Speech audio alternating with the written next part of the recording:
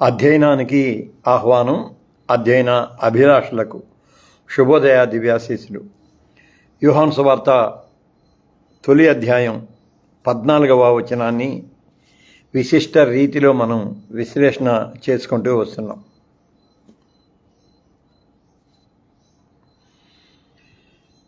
వాక్యము శరీరధారి అయి కృపా సత్య సంపూర్ణునిగా మన మధ్య నివసించను. దాన్ని భిన్న కోణాలలో మనం అధ్యయనం చేసుకుంటూ వచ్చాం. ఆ అధ్యయనంలో భాగంగా భారతీయ తాత్విక చింతనలోని 3 భావనలను మనం ప్రస్తావించుకొని యేసు జీవితాన్ని 6 ఘట్టాలుగా విభాగించుకొని ఈ 6 ఘట్టాలలో ఆ 3 భావనలు ఎలా సమన్వయం చేయబడ్డాయి, లేకపోతే ఎలా వేరుగా ఉంటాయి, దాని గురించి మనం విశ్లేషణ చేసుకుంటూ వస్తున్నాం. మొదట 3 భావనలను మళ్ళీ జ్ఞప్తికి తెస్తూ ఉన్నాను. నరోత్తముడు, దేవనరుడు, నరనారాయణుడు. అవి భారతీయ తాత్విక చింతనలోని 3 ప్రత్యేక భావనలు. ఇక యేసు జీవితాన్ని 6 ఘట్టాలుగా మనం విభాగించుకున్నాం.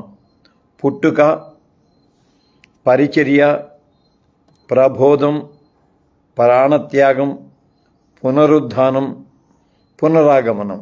ఇవి 6 ఘట్టాలు యేసు జీవితానికి సంబంధించి.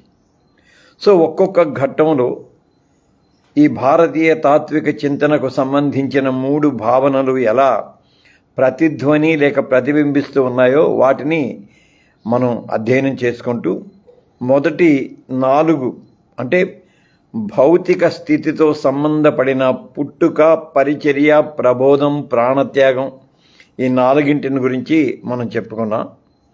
ఇవాళ మిగిలిన 2 భాగాలను మనం విశ్లేషణ చేసుకుందాం. పునరుద్ధానం, పునరాగమనం. సో పునరుద్ధానంలో, పునరాగమనంలో నరోత్తముడు, దేవనరుడు, నరనారాయణుడు అనే తత్వం ఎలా ప్రతిబింబిస్తూ ఉన్నదో దానిని ఈవేళ మనం ప్రస్తావన చేసుకుందాం. లైవ్లోకి చేరి వచ్చిన ప్రియ బిడ్డలకు ఆహ్వాన ఆశీస్సులు అందిస్తూ ఉన్నాను. బిడ్డలు రమేష్ డేవిడ్ నిట్టల, బిడ్డ కవిత నిట్టల, అలాగే అమ్మ ప్రసూనమ్మ, బిడ్డ వరప్రసాద్, అందరికీ ఆహ్వాన ఆశీస్సులు అందిస్తూ ఉన్నాను. 6 ఘట్టాలలో 4 లౌకిక అనే మాట లోకానికి సంబంధించింది అని అంటున్నాను అన్నమాట. పుట్టుకకు సంబంధించింది, భౌతిక పరమైంది. ఏది? పుట్టుక, పరిచర్య, ప్రబోధం, ప్రాణత్యాగం. కానీ మిగిలిన 2 ఉన్నవే అవి అలౌకికమైనవి, అభౌతికమైనవి, అలాగని వేరైనవి కాదు. లౌకిక అలౌకిక పరిణామంగా మనం వాటిని ప్రస్తావన చేసుకోవచ్చు. సో ఇప్పుడు యేసు పునరుద్ధానాన్ని నరోత్తమ భావనలో నుండి మనం ఆలోచన చేసినట్లయితే అసలు నరోత్తమ భావనను పూర్తిగా అధిగమించిన అద్భుత సంఘటనగా మనం యేసు పునరుద్ధానాన్ని ప్రస్తావన చేసుకోవచ్చు. ఎందుకంటే నరోత్తముడు అంటే నరుడు సాధన ద్వారా, నైతిక జీవన విధాన నియంత్రణ ద్వారా ఉత్తమ స్థితికి చేరుకుంటాడు. అయితే నరోత్తముడు మరణించిన తరువాత అతని బోధ నిలిచి ఉంటుంది. నరోత్తముని బోధ నిలిచి ఉంటుంది. ఇంకా అతని ఆదర్శం తరతరాలని ప్రభావితం చేస్తూ వస్తుంది. బోధ నిలిచి ఉంటుంది, మళ్ళీ అతని ఆదర్శం అనేకులను ప్రభావితం చేస్తూ వస్తుంది. సరే, మనం ఈ నరోత్తముడు అనే భావాన్ని బిబిలికల్ క్యారెక్టర్స్లోకి వెళ్దాం. బిడ్డ కిరణ్ కుమార్, బిడ్డ కూడా ఆహ్వానాశీస్సులు అందిస్తున్నాను. మాట వరుసకి అబ్రహాము నరోత్తముడు. అబ్రహాము అంటే అబ్రహాము విశ్వాసులకు తండ్రి అన్నాం కదా. మనం ఇలా చెప్పుకోవచ్చు, అబ్రహాము నరోత్తముడు, మోషే నరోత్తముడు. కానీ వారు మరణించారు. వారి బోధ నిలిచి ఉన్నది, అంటే వారి జీవితం, వారి ఆదర్శం నిలిచి ఉంది. అవి అలా తరాలను ప్రభావితం చేస్తూ ఉన్నది.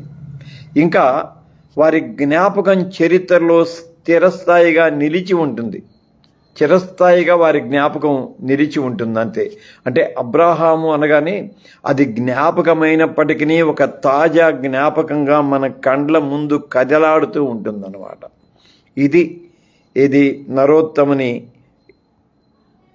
స్థితి. మనం అయితే యేసు ఆదర్శం కొనసాగింది అని ప్రకటన చేయలేదు శిష్యుడు. పునరుద్ధానం తర్వాత పెంతెకొస్తు పండుగ దినాన శిష్యులు ఆత్మప్రోక్షణతో నింపబడిన వారు ప్రకటించింది యేసు చూపిన ఆదర్శం ఇదిగో కొనసాగుతుంది అని చెప్పలేదు.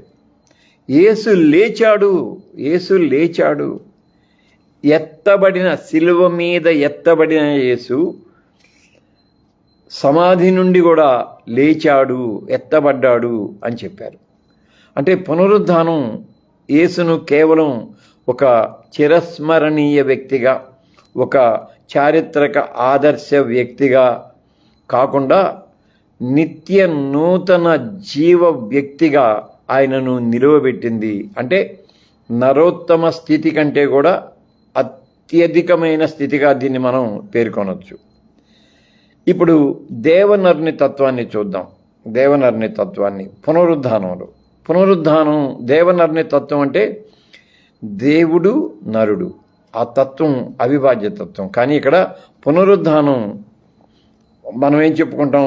యేసుని ఆయన పరిపూర్ణ మానవుడు, ఆయన సంపూర్ణ నరుడు అని చెప్పుకుంటాం కదా. సంపూర్ణ అంటే పరిపూర్ణ దేవుడు, పరిపూర్ణ మానవుడు అని చెప్పుకుంటాం కదా.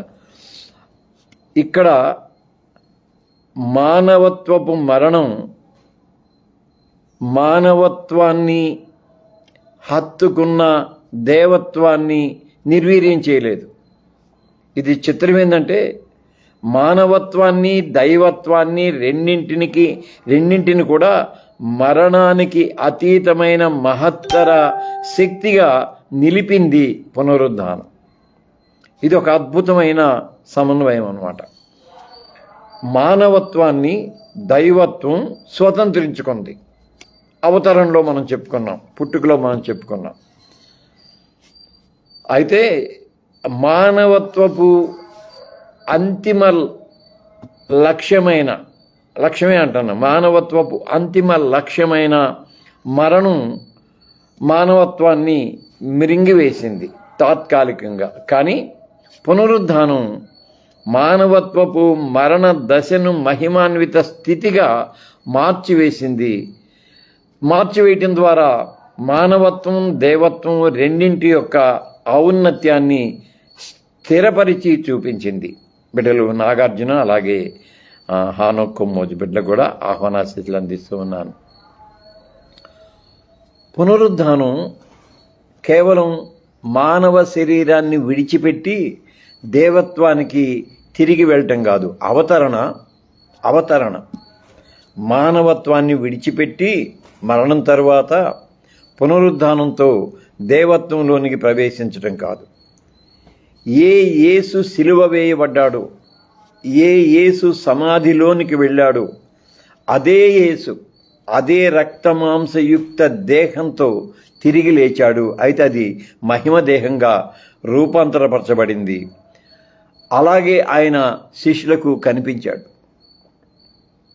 తోమా విషయంలో మనం చూస్తాం, యోహాను చెబుతాడు, నీ వ్రేలు ఇక్కడ చాచి నా చేతులు నా గాయాలు చూడు అంటాడు. అంటే పునరుద్ధానుడైన యేసు దేహంలో సహితం గాయాల గుర్తులు అలాగే కొనసాగాయి. అంటే మనం అక్కడికే నేను చెబుతున్నా, మళ్ళీ నన్ను అంటే ఇప్పటికి కూడా పునరుద్ధానుడైన యేసు, పునరాగమనమైన యేసులో గాయాల గుర్తులు మనం చూస్తామా? నేను అక్కడికి వెళ్ళటంలా.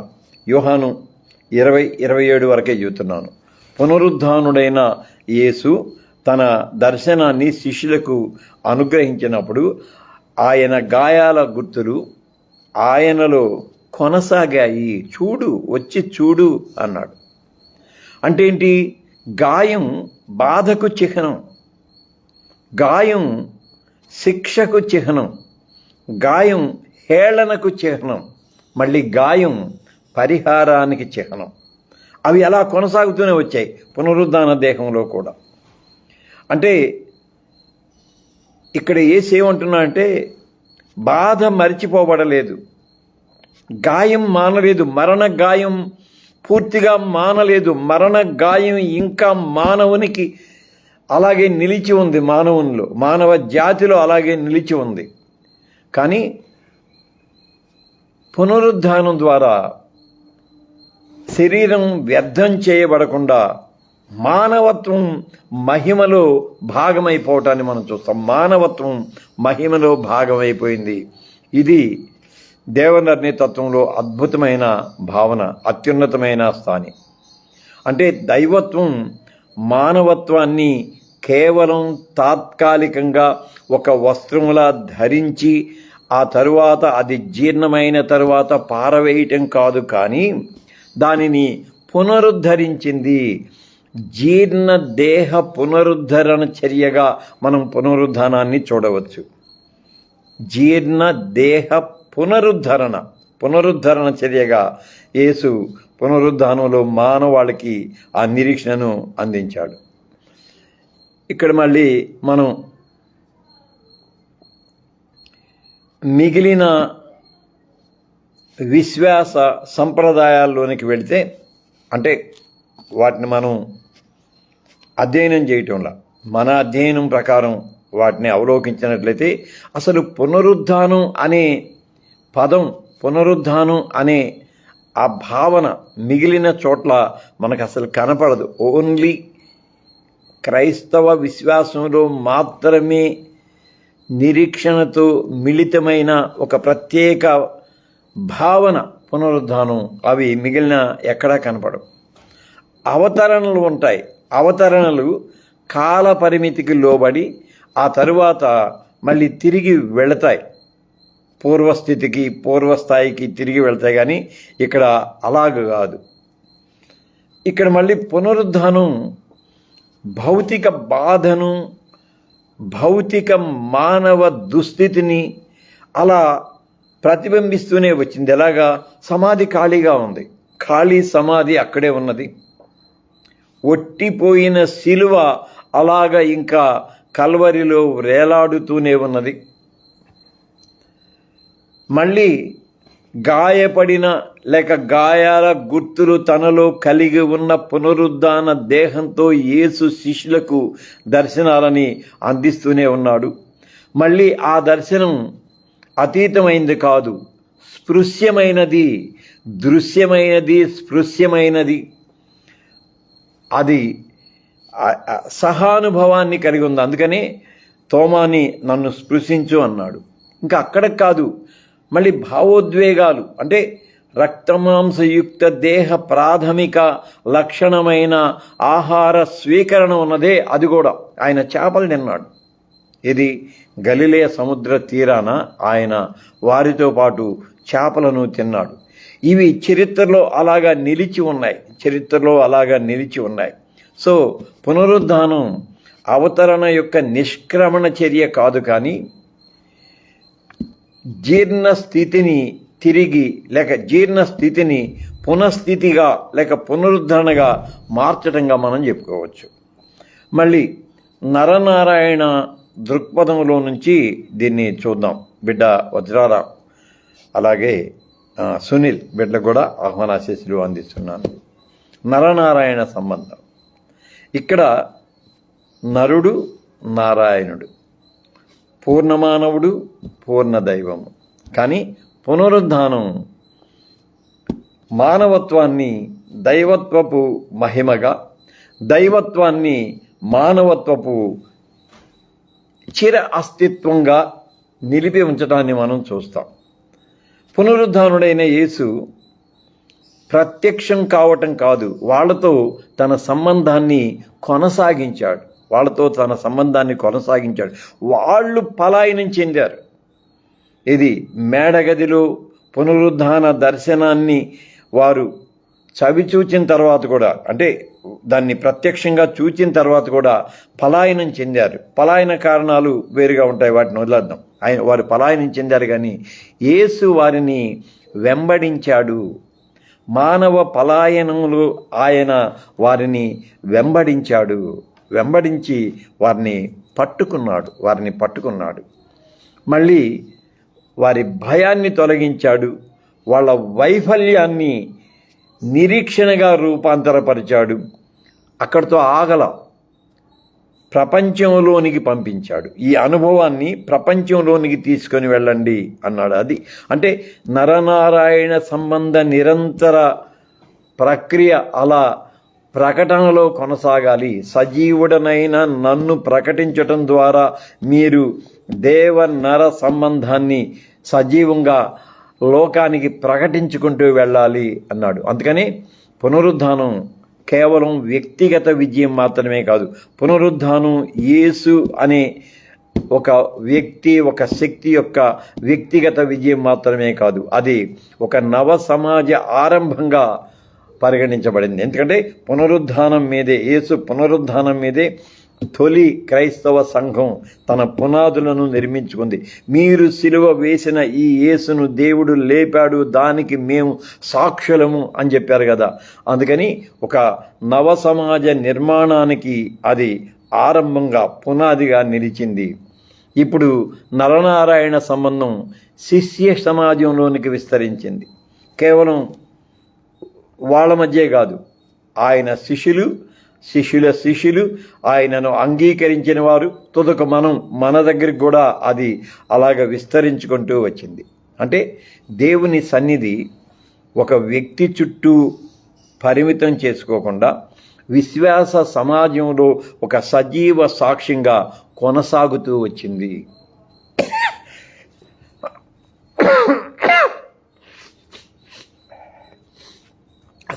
క్షమించాలి. ఇప్పుడు చివరి భాగాన్ని మనం చెప్పుకుందాం. పునరాగమనం, యేసు పునరాగమనం. ఇది అసలు ఒక నరోత్తమ ఆదర్శ సంపూర్ణత అని మనం చెప్పొచ్చు. ఇది పునరాగమనాన్ని కూడా మనం ఆ 3 భారతీయ తాత్విక భావనలకు అన్వయించుకుందాం. నరోత్తముడు, దేవనరుడు, నరనారాయణుడు అనే తత్వం. తొలుత నరోత్తముడు కాబట్టి నరోత్తముని ఆదర్శం, నరోత్తముని జీవితం అన్నింటికీ ఒక పరిపూర్ణతగా పునరాగమనాన్ని మనం చూడొచ్చు. నరోత్తముని బోధ చరిత్రలో ఒక నైతిక ఆదర్శాన్ని ఉంచుతుంది. అయితే ఈ బోధ యేసు పునరుద్ధానం తరువాత కూడా సజీవంగా కొనసాగుతూ వచ్చింది. కానీ ఆ ఆదర్శ ప్రపంచాన్ని పునరాగమనం దర్శిస్తుంది. మళ్ళీ వ్యక్తిగా ఎలాగూ ఆయన మరియ గర్భంలో, యూదా జాతిలో, స్థలకాల పరిమితిలో ప్రవేశించాడో, ఈసారి శక్తిగా పునరాగమనంలో ఆదర్శ సమాజంలోనికి ఆయన ప్రవేశిస్తున్నాడంటే సంబంధపడుతున్నాడు. సార్జం చెప్పుకున్నాం కదా, రక్తమాంసయుక్త దేహిగా ఎలాగూ మానవులతో సంబంధపడ్డాడో, పునరాగమనంలో ఒక ఆదర్శప్రాయమైన విశ్వాస సహితమైన సమాజంతో ఆయన సంబంధపడుతూ ఉన్నాడు. అంటే అది దేవరాజ్యం యొక్క సంపూర్ణతకు నిదర్శనంగా చూస్తాం. మార్కేమంటాడు? దేవుని రాజ్యం సమీపించి ఉన్నది అని ప్రారంభం చేస్తాడు. లేకపోతే దేవరాజ్య సువార్త ప్రారంభమైంది అని తన సువార్తను మొదలు పెడతాడు. ఆ రాజ్య ప్రారంభం యొక్క పరిసమాప్తంగా పునరాగమనాన్ని మనం చూడొచ్చు. అంటే నరోత్తముని నైతిక ఆదర్శం విశ్వవ్యాపిత న్యాయంగా పరిణామం చెందుతుంది ప్రభువారి పునరాగమనంలో. ఇప్పుడు మళ్ళీ దేవనరుని తత్వాన్ని మనం గమనించినట్లయితే దేవనరుని మహిమ ప్రకటనగా పునరాగమనాన్ని మనం చూడొచ్చు. ఎందుకంటే దైవత్వం మానవత్వాన్ని స్వతంత్రించుకుంది యేసులో. మానవత్వాన్ని స్వతంత్రించుకున్న క్రమంలో మానవత్వపు బలహీనతలను, భావోద్వేగాలన్నింటినీ కూడా తనలో ఇముడ్చుకుంది. ఎలాగా? ఆయన శిశువుగా జనించాడు అంతే. మరియ పాలు తాగాడు, శిశువుగా జనించాడు. మళ్ళీ సేవకునిగానే జీవించాడు. పరిచర్యా ధర్మము జరిగించుకుంటకు కాదు, పరిచర్యా ధర్మము జరిగించుటకు అని ఆయన చివర కూడా ఆ మాటలే చెబుతాడు. అంటే సేవకునిగా జీవించాడు, తిరస్కరించబడ్డాడు. ఏ విశ్వాస నిరీక్షణగా నిలిచాడో ఆ విశ్వాసుల ద్వారానే ఆయన తిరస్కరించబడ్డాడు. అంటే యూదులు ఆయనను తిరస్కరించబడ్డారు. అంతేకాదు, హతం చేయబడ్డాడు, సిలువ వేయబడ్డాడు. కానీ క్రైస్తవ విశ్వాసంలో పునరాగమనాన్ని చాలా అద్భుతంగా మనం చూస్తాం. ఇక్కడ ఒక మాట, నా మాట నేను చెబుతున్నాను, మళ్ళీ ఇది ప్రామాణికం కాదు, నా భావనే నేను చెబుతున్నాను. పునరాగమనాన్ని మనం చాలా భయంకరంగా భావిస్తూ వస్తాం. అంటే అది ఒక భయంకరమైన దినంగా, లేకపోతే శ్రమలు, హింసలు, వీటన్నింటినీ హైలైట్ చేస్తూ వస్తాం. నా మట్టుకు నేనైతే నమ్మని వానికి అది భయానకం కావచ్చేమో, కానీ నమ్మిన వానికి అది దేవమానవ పునఃసమాగంగా మనం ఎంచుకోవచ్చు. ఇది నా వ్యక్తిగత అభిప్రాయం మాత్రమే ఉంటుంది. ఎందుకంటే విశ్వసించిన మనం, దత్తపుత్రానుగ్రహాన్ని స్వీకరించిన మనం, ముందు వచనం చెప్పుకున్నాంలే 13వ వచనంలో, దత్తపుత్రానుగ్రహాన్ని పొందిన మనం ఆయన పునరాగమనంలో ఆయనతో కూడా ఆ ఆనందాన్ని, మహిమను అనుభవిస్తాము. అందుకని పునరాగమనాన్ని మనం భయదృక్పథంలోంచి చూడకూడదు అని నేను వ్యక్తిగతంగా అనుకుంటాను అన్నమాట. ఆయన మహిమలో ప్రత్యక్షమవుతాడు, ఆ మహిమలోనికి మనల్ని ఆహ్వానిస్తాడు. ఆయన న్యాయాన్ని స్థాపిస్తాడు, ఆ న్యాయంలో మనం పాలిభాగస్థులం అవుతాం. ఆయన మరణరహిత స్థితిని నెలకొల్పుతాడు. ఆ స్థితిలో మనం చిరంగా అలాగా ఆయన సన్నిధిలో నిలిచి ఉంటాం.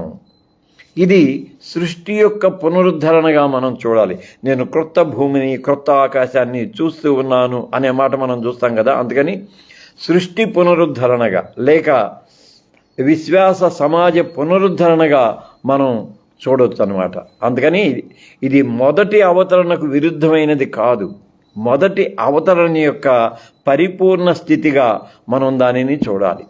అందుకని పరిపూర్ణతలోనికే వెళ్ళాలి, పరిపూర్ణతను ఆహ్వానించాలి, ఆస్వాదించాలి, దానిని అనుభవించాలి.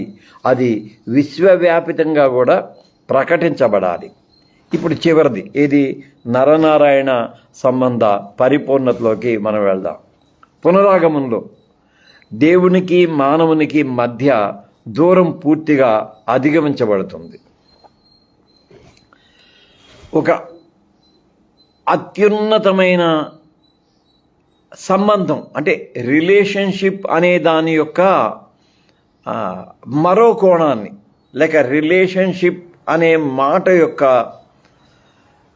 ఎలా చెప్పాలో తెలియట్లా, ఆ సంపూర్ణతని మనం చూస్తాం. మనం రిలేషన్ అనగానే మనకు తెలుసు, రిలేషన్ అనేది ఇక్కడ నేను మళ్ళీ ఒక మాట జస్ట్ చెబుతున్నాను. రిలేషన్ ఈజ్ నా లెక్కలో అవసరంతోనే ముడిపడి ఉంటుంది. రిలేషన్ అనేది ఏదైనా అవసరంతోనే ముడిపడి ఉంటుంది. కొంచెం కష్టమైన నేను వ్యక్తిగతంగా నమ్మేది. ఇక్కడ అవసరానికి అతీతంగా అనుబంధంతో, ఆ తరువాత ఆనందంతో ముడిపడి ఉన్న రిలేషన్గా మనం ఇక్కడ చూస్తాం. ఏది? పునరాగమనంలో నరనారాయణ తత్వాన్ని మనం గమనించినట్లయితే, అంటే ఇక దూరం లేదు. సన్నిధి కూడా అదృశ్య సన్నిధి కాదు, మళ్ళీ భావ సన్నిధి కాదు, ప్రత్యక్ష సన్నిధి, సమీప సన్నిధి, దీనిని ఆ నరనారాయణ తత్వంలో పునరాగములో మనం స్వతంత్రించుకుంటూ వస్తాం. ఇక్కడ మళ్ళీ చాలా విశిష్టమైన విశ్వాస సూత్రాన్ని క్రైస్తవులలో మాత్రమే మనం చూస్తాం. దేవత్వంతో దేవనరుని తత్వంతో ఉన్న పునరుద్ధానుడైన దేవుని కుమారుడైన యేసుక్రీస్తు అక్కడ ఉంటాడు. అస్తిత్వానికి మూలమైన ఆత్మదైవం అక్కడ ఉంటాడు. ఆత్మదైవాన్ని రూపదైవాన్ని మనకు సమన్వయం చేసి విశ్వాసాన్ని పునరుద్ధరించిన పవిత్రాత్మ అక్కడ ఉంటాడు. అంటే అవిభాజ్య త్రిత్వం అక్కడ ఉంటుంది. అది సన్నిధి, అది రియాలిటీ. వీ డోంట్ నో మనకు తెలియదు. ఇక్కడ చిత్రం ఏంటంటే మనిషి తన అస్తిత్వాన్ని కోల్పోయి ఆత్మలో లీనం కాడు. పునరుద్ధానుడైన లేక పరలోక ప్రాప్తిని స్వతంత్రించుకున్న విశ్వాసి తన అస్తిత్వాన్ని అలాగే ఉంటాడు. దేవ అస్తిత్వం అలాగే ఉంటుంది. వారిద్దరి మధ్య ఒక అన్యోన్యత, ఒక అవిభాజ్య సంబంధం ఏర్పడుతూ ఉంటుందన్నమాట. అది పునరాగమంలో నరనారాయణ సంబంధానికి ఒక తార్కాణంగా మనం చెప్పుకోవచ్చు. సో నేను ఇక్కడికి ఆపేస్తున్నాను. ఎందుకంటే దీని కంక్లూజన్ అంటే 6 దశలు చెప్పుకున్నాం కదా, యేసు జీవిత దశలు. 3 భావనలు 6 దశలు చెప్పుకున్నాం. 3 భావనలు ఏంటంటే నరోత్తముడు, దేవనరుడు, నరనారాయణుడు. 6 దశలు ఏంటంటే పుట్టుక, పరిచర్య, ప్రబోధం, ప్రాణత్యాగం, పునరుద్ధానం, పునరాగమనం. వాటిని కంక్లూడ్ చేసుకుందాం. రేపు బహుశా అధ్యయన పలుకరింపు ఉంటుందో ఉండదో నాకైతే తెలియదు. ఎందుకంటే నేను ఈవేళ మధ్యాహ్నం బయలుదేరి గుంటూరు వెళ్తున్నాను. రాత్రికి మీటింగ్ ఉన్నది. రేపు ఉదయం బయలుదేరి వస్తాను. ఒకవేళ నేను 11 లోపు పిడుగురాళ్ళు చేరగలిగితే అధ్యయన పలుకరింపు ప్రత్యేక అంశాన్ని మనం ప్రస్తావన చేసుకుందాం. లేకపోతే ఉండదు. మళ్ళీ సోమవారం యథావిధిగా ఆ ముగింపుని అంటే మిగిలిన సమన్వయాన్ని మనం అధ్యయనం చేసుకుందాం. లైవ్లోకి చేరి వచ్చిన ప్రియ బిడ్డలందరికీ కూడా హృదయపూర్వకమైన వందనాశీస్సులు చెల్లిస్తున్నాను. బిడ్డలు కవిత Nittala, Ramesh David Nittala and family, అమ్మ ప్రసన్నమ్మ, బిడ్డ వజ్రారావు, అలాగే బిడ్డ వరప్రసాద్, అలాగే బిడ్డ కిరణ్, మళ్ళీ హానో కొమ్మోజు, నాగార్జున, మళ్ళీ అంతయ్య, మా పెద్దోడు లోక, అందరికీ ఇంకెవరైనా మర్చిపోతే అందరికీ హృదయపూర్వకమైన వందనాశీస్సులు చెల్లిస్తున్నాను. రేపు వీలైతే అధ్యయన పలుకరింపులో కలుద్దాం, లేకపోతే సోమవారం మళ్ళీ కలుద్దాం. అందాక సెలవు.